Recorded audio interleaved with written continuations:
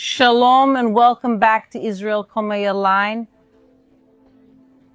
Behind this wall is Mount Moriah, where the Temple of Jerusalem and the Ark of the Covenant were located. And inside the Temple Mount are some of the most important archaeological findings connected to the Bible. Maybe the Ark of the Covenant itself is still here. However, for centuries, access to this place has been completely forbidden, and today we also won't be able to enter the interior of the Temple Mount. But we will go to a secret archaeological laboratory that keeps objects that were illegally taken from inside the Temple Mount.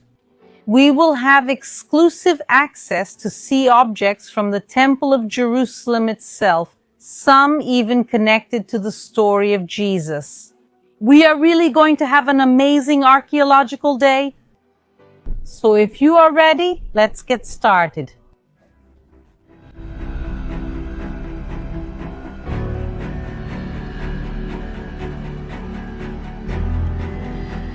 This whole area is called the threshing floor of Araunah, and it was bought by King David. And then his son, King Solomon, built on the highest part of the threshing floor on Mount Moriah, the Temple of Jerusalem, in which the Ark of the Covenant was placed. However, this temple was destroyed and rebuilt. And the second temple is exactly the temple that Jesus knew. The Bible tells us that he came to the temple and its courtyards many times to teach his disciples and the people. In this place, Jesus healed the blind and the lame, but the second temple was also destroyed, and all its buildings and objects were destroyed and buried, and the Temple Mount remained desolate for centuries. That was until the 7th century, in the year 638 AD, when the Muslims conquered the land of Israel for the first time. And they conquered the Temple Mount and on it built the Al-Aqsa Mosque and the Dome of the Rock. And these places have limited access for Jews and Christians, but that's not the hardest part. The underground part that still exists is off limits to everyone and especially to archaeologists. I mean, there's a gigantic archaeological treasure here. A large part of Israel's population believes that the Ark of the Covenant is actually in this underground area. However, we have no way to get there. We can't have access. And that's why these biblical findings are at the same time so close to us, yet so far away.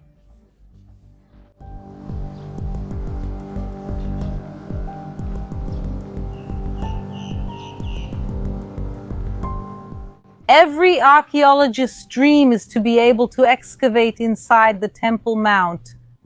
But as we mentioned, that's completely forbidden. Until the year 1999, thanks to a crime that happened at this place. In 1999, the Waqf, which is the Muslim organization that manages the Temple Mount, carried out an illegal underground excavation here. They excavated and built an underground mosque with enough space for up to 10,000 people. A gigantic construction right in this area we're seeing in the area that was known as Solomon's Stables. And when they were excavating to build the mosque, everything that was underground was simply loaded onto trucks, and the trucks were sent to the Kidron Valley, which is the valley that runs down here. And they simply discarded 9,000 tons of earth from the Temple Mount, along with archaeological findings. It was truly a crime against biblical history, as well as being literally an illegal construction. However, an archaeologist named Zachi Dvira discovered that this was happening. And they took these 9,000 tons that were discarded and brought them to an archaeological project, the Sifting project, which we've already shown here on the channel. And in this project, they sift through and separate the soil and stones from the Temple Mount to recover archaeological material. And these archaeological objects are taken to a secret laboratory here in Jerusalem to be studied. And now together we are going to visit this place and see with our own eyes what came out from inside the Temple Mount and how this is directly connected to the Bible. Let's go!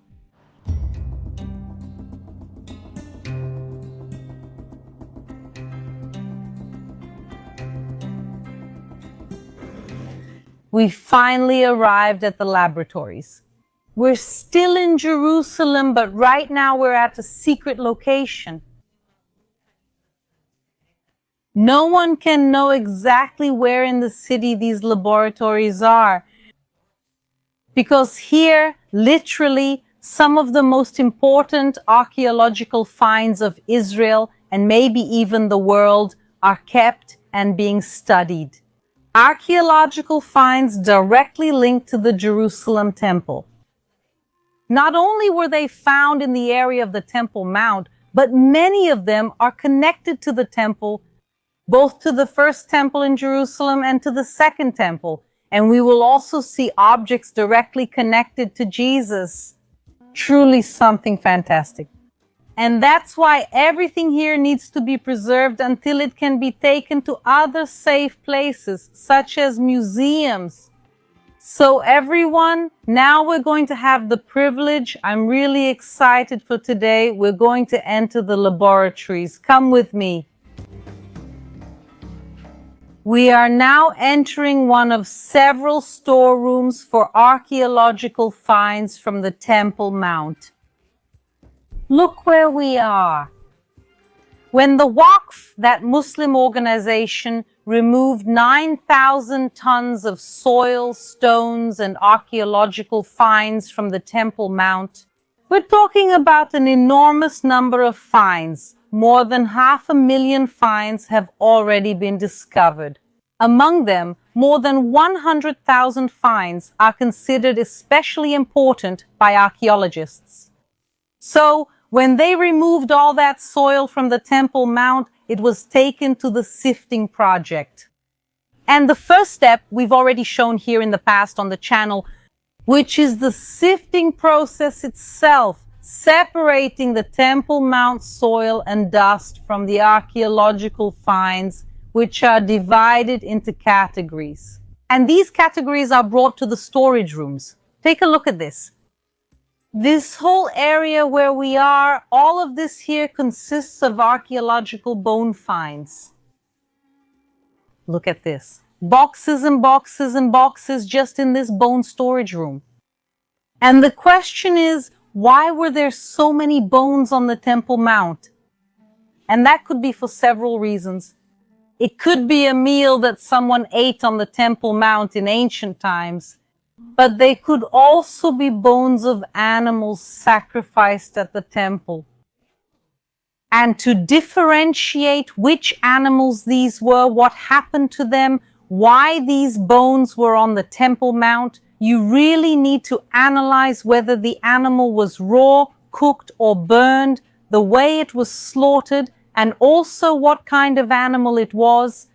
Because we know that not all animals could be sacrificed at the temple. Mainly kosher animals were sacrificed according to the purity laws of the Old Testament. And the practice of sacrifice was something very common in biblical times, even with Jesus' family. If we read the Bible, we remember how Mary, Jesus' mother, took him in her arms to the temple in Jerusalem when he was just a few weeks old. And she goes to the temple and she sacrifices two turtle doves. And that's why among the many bones that were found, pigeon bones were also discovered, including from the time of the second temple in Jerusalem, from the time of Jesus. So all these boxes, for example, that are here next to us are filled with bones. And each area that we're seeing is actually a different category. Here, for example, all these boxes here are filled with mosaics. And each little box, every one that we open, is truly an archaeological treasure. Look at this. So here we are seeing little stones used in mosaics from the Temple Mount. And everyone, this was just a random little box I picked up right now. And like this one, oops, let me turn it the right way. There are so many more. So as we said, we have bones here, we have mosaics. The category that was found the most, think about it, of everything that was found on the Temple Mount, what was found in the greatest quantity? What do you think it could be? You can leave your answers here now in the chat, in the comments. What was found the most were pieces of pottery. And all this area here, Moti, come here with us. All this area here at the entrance, the first boxes we went through, all of them are ceramics as well. There are many boxes of ceramics in the other storage. They have just opened a new storage area as well. And I want to show you this cabinet because inside here is where the metal category is kept. Look at this. Guys, they're separated first by material. So there's bronze, there's copper, there's iron. The coins that are made of metal are also kept in here. But I want to show you this specific box. Here, everyone, there are nails. Old nails from different periods, including the Roman period. Let me show you some examples of these old nails. And of course, when we think about old nails, what comes to mind without a doubt is the crucifixion of Jesus. So here we can use all these incredible archaeological findings to better understand and study the entire history of Israel, but especially biblical history. And you can also see, let me take the opportunity to show you, each of these objects is categorized by exactly which bucket it was found in, which area, and the day it was found. So look at this one, everyone. It was found in 2015. Who is the supervisor? All of this is recorded here. And there is also a computerized system, special programs developed to help manage and research each of these objects. And not all the findings from this place are small. We also have some really big findings. We can see this area, which is a category of large special stones, and they are from different historical periods. So we can pick it up here. Wow, it's heavy, and start looking at what we have. For example, from the decorations, we can see that this is probably a stone from the Byzantine period. The Byzantine period is the first Christian period in the Holy Land. So here we have a stone from the Byzantine period. We have here, for example, guys, this stone. And look how interesting it is. You can see that it has a hole with something fitted in the middle. I spoke with an archaeologist about this specific stone, and he told me that they believe it might be a door bolt. Look how interesting. Look at this mix of objects. Here there's something that's a bit more mundane, you could say, like a door lock. And next to it, we also see sacred objects connected to the Jerusalem temple. Here inside as well, for example, there's this piece of marble here. Do you see how it's been worked? Experts believe that this was perhaps part of an ancient church. So here we see extremely important objects like pieces of a church, like pieces of the temple itself, as I'll show you in a moment, as well as more everyday items. And that's exactly where the most important work of archaeologists comes in, which is to take these rougher categories and then analyze each object. So first you separate by category, and the next step is to separate by historical periods. The Canaanite period or the Bronze Age, the time of the first Temple of Jerusalem, the the time of the Second Temple of Jerusalem and the end of the Second Temple of Jerusalem, which is exactly the time of Jesus. They will take, read, and decipher the ancient instructions. Biblical names, people, and objects belonging to biblical characters were found inside these objects. So it really is something incredible, and they make this selection. And also, another thing they do here is separate these objects from the little bit of earth and dust from the Temple Mount that is still among them. So come here with me. You can see, for example, here, look, that the earth, look, let me show you. This here is literally soil from the Temple Mount. And you can see that its color, guys, is different.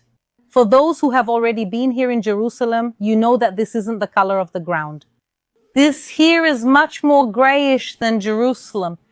And that's exactly because this soil is mixed with ashes, since the first and second temples of Jerusalem were burned down. And Jesus himself talks about this. Jesus predicts the destruction of the second temple of Jerusalem. He says, not one stone will be left upon another. And that's exactly what we're seeing. Not one stone was left upon another. But in these destroyed stones lies the archaeology that is now being studied, analyzed, and truly reshaping our understanding of biblical history. And that's why we can look at this land and see here the fulfillment of Jesus' prophecy. Literally, this ash is what Jesus spoke about. And that's why you can see that in many of the videos, I even wear this little chain. What you see inside here is exactly that. In this little chain, I carry with me the soil from inside the Temple Mount. Along with the ashes from the temple, I literally carry a piece of biblical history with me, and later I'll also tell you how you can have one of these with you too. But let's return the ashes and the soil to their place. Look, my hand, look, it's covered in ashes. But now we really have to go to the laboratory to see how all of this is studied and worked on. Let's go. Imagine learning a new language just by binge-watching your favorite series. As someone working with tourists every day in Israel, learning Hebrew was important to me. But the apps I tried felt boring or ineffective. It felt like I was learning textbook Hebrew, not the Hebrew real Israelis actually speak. Then I discovered Lingopie, the Netflix of language learning. After work, I usually watch TV. So being able to learn a new language while doing something I already enjoy feels incredibly easy and natural. So now I just watch Israeli TV series and learn at the same time. I can tap on any word I don't know and instantly get a translation with context. Plus, it's got tools built in like flashcards, so you can practice later to better learn the words, not just by reading them the first time, but also by taking notes and even fun quizzes. With Lingopie's double subtitle feature, I've started to pick up more words like manishma.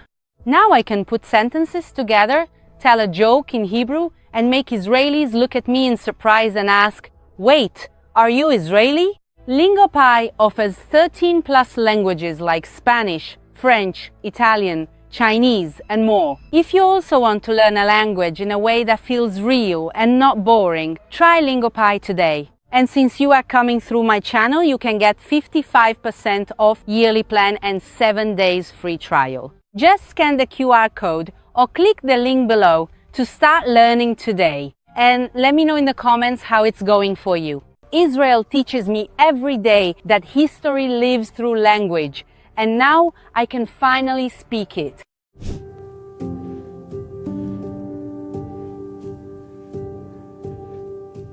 If you want to have a piece of the history of Jerusalem, a piece of the history of the Temple Mount with you, just like I carry one with me here and also help this archaeological project, I have something amazing to show you.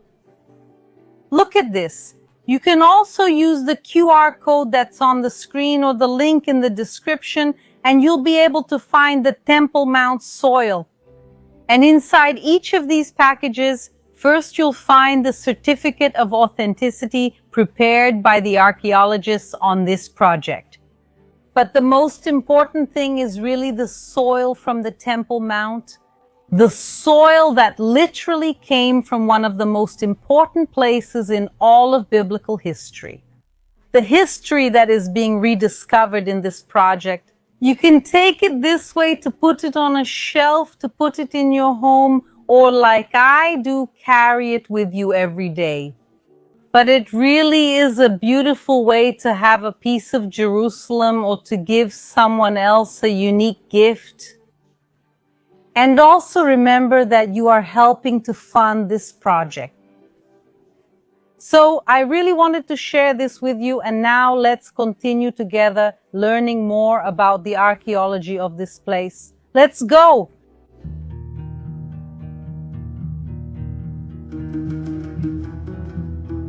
We're entering the laboratory, and this is where the real work happens. Because they take the hundreds of thousands of artifacts and artifact fragments and start deciphering them and understand what they were, when they were from, who used them, and what their biblical connections are. It's like putting together a puzzle with millions of pieces, many of which are missing. But they are really doing an amazing job in bringing history back to light. I want to show you an example of something fascinating they've managed to do. Take a look at this. They found several stone fragments in different colors and cut into different shapes. But all these stones are from the time of the Second Temple in Jerusalem, more specifically from the time of King Herod. And what the archaeologists realized, with the help of writings like the books of Flavius Josephus, is that these stones fit together and formed these patterns. Guys, this is nothing more, nothing less than the floors of the temple in Jerusalem. Yes, the courtyards of the temple in Jerusalem. The floor wasn't white like we see today. Instead, it was covered with these, they look like colored tiles. And this is extremely important. We know that Jesus walked through the temple in Jerusalem since he was 12 years old, and especially during his ministry. For example, in his last week of life, in his last week in Jerusalem, it is written that he went to the temple in Jerusalem every day to teach. Also, for example, at Solomon's portico. And Solomon's portico and the courtyards, these were their floors, both this one and that one. So there's a real chance that Jesus walked on these stones. And if it wasn't exactly on these, it was on stones just like them. They literally sifted through these pieces and managed to put together these puzzles. And that's why nowadays we have reconstructed parts of the temple floor. Shalom. Shalom, shalom. Everyone say shalom to the archaeologist Daniel Shani, one of the archaeologists working here on the project. And I asked him to bring us a box with some of the most important findings that were discovered at this site. So what did you bring for us today? We got a few things we found during the sifting. Here's the first one over here. It is a painted cross pendant. Wow! Look here, everyone. This is a cross pendant. We know it's a pendant because of the little hole right here. And what is a cross doing on the Temple Mount?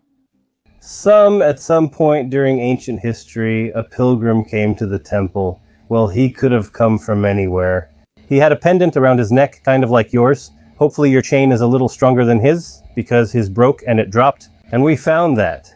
We're not quite sure how much older it is. It could be 500 years old, 1,000 or 1,500 years old. So through this object, we can see Christians' connection to the Temple Mount as well.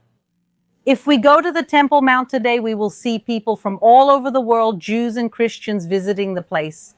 There were also Christian pilgrims on the Temple Mount in ancient times. And as he said, we still don't know exactly how old this pendant is, whether it's 500 years old or 1500 years old, but it definitely shows a Christian connection. And what else do we have here? Meanwhile, I'll be putting this back. What else do we have here? Not only Christian pilgrims, we also had Jewish ones. And what else do we have here? Not only did we have Christian pilgrims, but also Jewish ones. And at one point, one of them came by and he left us a little graffiti. This is a small fragment of pottery that had already broken in ancient times, and on it he drew what was the ancient Jewish symbol, the menorah. This here was a little piece of pottery, like millions of pieces of pottery that are still inside the Temple Mount that haven't been removed from there yet. Someone picked it up and made a small drawing here, and this shows that a Jewish person passed through here on the Temple Mount. But we also don't know exactly when this little piece of pottery is from. The archaeologists still have to work to find that out. And as for the menorah, I am not sure if it was drawn by someone who actually saw the original while it was still there, or by someone who came 100 or 1,000 years later, recalling what it looked like. Wow, I mean, look at that. He said that we can't be sure if the person saw the original. That means there's a chance that the person who drew this menorah actually saw the temple menorah, since it stayed there until the year 70, when the Romans stole it and took it to Rome. But maybe this is actually the testimony of someone who saw the original menorah. Here we have a small ceramic lion's head. Wow. Look at the muzzle, the ears, and an eye on each side. This is the extremity of what would have been a complete statuette from the first period, around the 8th century before Christ. So we're talking about around 2,800 years ago, there was the image of a lion on the Temple Mount, but an image of an animal should not have been on the temple. And normally, images of animals, especially at that time, were associated with idolatry, with the worship of other gods or entities. And the question that all of us need to ask ourselves is, why is there perhaps a pagan object on the Temple Mount? So the Bible asks itself the same question. And if you open up a few places in the Bible, and the book of Kings and Ezekiel and the prophets speak against this, and one of the first things we teach when we learn history is that if there are rules and then people speak against something, it means it happens, which is why we find all of these, and they're all broken. I chose the biggest, the nicest one. We have lots of little broken pieces of horses and donkeys and cattle. And at one point they collected all of them and broke them and tossed them out. So we only find leftovers. We're seeing here proof of the biblical accounts. When the prophets shouted to the people and told them to stop practicing idolatry, including the idolatry practiced on the Temple Mount, here is proof. And precisely this and the other idolatrous objects were found broken. And this shows that the religious reforms carried out by the righteous kings really happened. We remember, for example, King Josiah. King Josiah in the 7th century, that is the century after this one, King Josiah, he ordered the purification of all the land of Israel from its idolatry and its images. And it is also reported in detail that he ordered the purification of the Temple Mount, because there were images on the Temple Mount, and here we are actually seeing a broken image on the Temple Mount. And so this fits very well with what the Bible tells us. And it really is amazing that we can see this once again, proving the historicity of the accounts in the Bible. Thank you so much, Daniel Todaraba, for showing us all of this here, putting it back in storage. Everything has to be super organized here. So thank you very much. You're welcome. You're welcome. Great to have you here. Everyone say shalom to Dr. Yoav Farhi. Shalom. Shalom. How are you? Great. He is a specialist in ancient coins. He is one of the researchers here at the center, and I'm going to ask him to show us some biblical coins. Please take a seat. And we have some nice things to show you. So let's start with what is known as the widow's mites. Wow. Jesus. Okay? And those are coins from the time of Alexander Jannaeus, the Hasmonean king. So you can see here it's bronze coins. And those were the smallest coins of the period. I can... Yes, please take a look. This is one. Wow, look at this. We remember the story of the widow. She gives the only 2 coins she had. She donates the little she had. And this story makes a lot of sense when we look at the coin. We can see that this is of little value, a simple coin, the smallest one that existed at the time. And she gives exactly 2 of these coins to the temple. And I think so too. We can read these verses now. Jesus sat down in front of the place where the offerings were put and watched the crowd putting money into the offering boxes. Many rich people were putting in large amounts. Then a poor widow came, and she put in 2 very small copper coins of little value. Calling his disciples to him, Jesus said, "I tell you the truth, this poor widow has put more into the offering box than all the others. They all gave out of their abundance, but she, out of her poverty, gave everything she had to live on." Another biblical coin we have here is the silver half-shekel coin. From the time of the revolt of the Jews against the Romans, and as you know, during the Second Temple period, every Jewish man above the age of 20 had to donate half a shekel to the temple tribute every year. On one side it says Yerushalayim HaKadosha, Holy Jerusalem, in the ancient Hebrew script, and on the other side it says Chatzi HaShekel, half shekel. Very carefully, please. Guys, we really have to handle it very carefully, but compare this coin with the other one we saw. We can see that it is much bigger, much heavier. It is also made of a more expensive material, which is silver. And when we talk about biblical coins, it really doesn't get more biblical than this. It says the holy city of Jerusalem and the half shekel, and we remember the various biblical passages that talk about the payment of the half shekel. It was like an annual tax for all the Jews in the world. So people in Jesus' time really handed over a coin like this every year to pay their taxes. And we read about these stories. All the time and power is here, touching history. It's truly amazing. And this wouldn't have been found if it weren't for this fascinating project. It would still be lost and forgotten in history. Thank you so much, Dr. Yoav, for showing us the coins, for sharing this knowledge with us. And now we're going to continue with our tour. Thank you. You're welcome. Out of the hundreds of thousands of archaeological findings from this project, the one I personally connect with the most is this one. Look at this stone. And it's not just because it's beautiful and carved. You can see here the representations of plants. But what really makes it special is that it's a little over 2,000 years old, and it's an original part of the temple in Jerusalem. More specifically, it was a piece of one of the entrances to the temple in Jerusalem.